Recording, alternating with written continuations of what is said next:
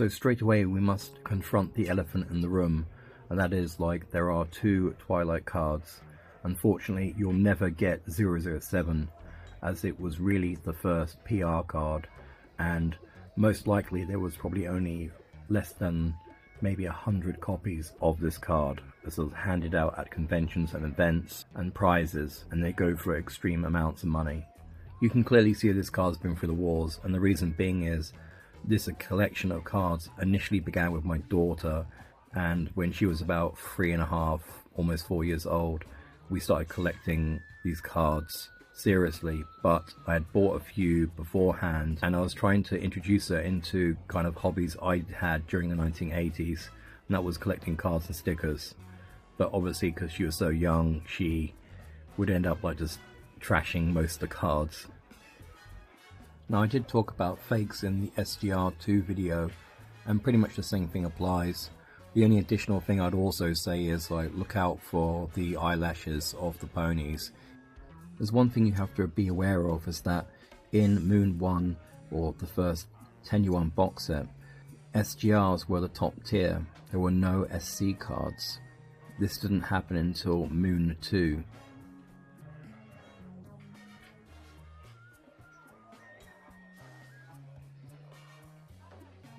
Again, here's another card what's been kind of damaged by my daughter, but even though I could kind of replace them, I don't, because it reminds me of like our father-daughter time we have together when it comes to like collecting the cards and other things.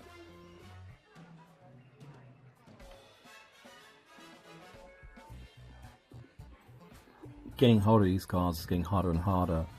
Most of them these days on the second-hand market come only in slab form, because you're dealing with a card like from so long ago.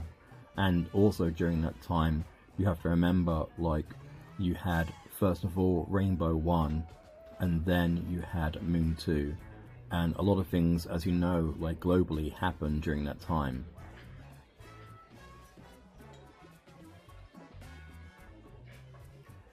Getting a box these days would be utterly insane. You're looking at least 7,000 to 10,000 RMB for a box. Individual packs are going for 500 RMB. Because of these kind of prices, there is a lot of fakes going on. What I will say is that beginning of this year, mysteriously, like, huge amounts of boxes of Moon 1 turned up, and it just all felt like too good to be true.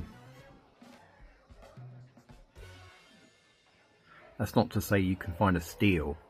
I was on holiday just outside of Shanghai in a small town, and I was in a stationery shop run by an old lady, and at the back of this dingy corner of her shop I found some boxes of My Little Pony, and I was kind of like being distracted, and I didn't recognize the packs because it's been such a while since Moon 1 had come out, and I grabbed a bunch of them, and then I got back home and realized, damn, this is Moon 1. And I really kicked myself like after I got back home, because the amount of how much they were worth, and this one was still selling them for 10 RMB a pack. I know there are other people reviewing these cards, but I'm trying to give you a different perspective as someone basically who lives in Shanghai during the beginning of these cards to now, and give you basically also information about like what it was like during that time and how like the cards are seen with the local Chinese people.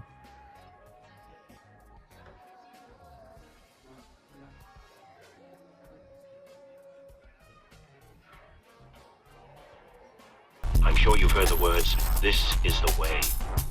But have you ever stopped to feel their weight? The Mandalorian is more than a story, it's a code. A creed about loyalty, found family, and the journey of redemption. So as we wrap up, remember, whether you're forging your own path or standing by those who matter most is the way. Hit subscribe, and let's explore the galaxy together.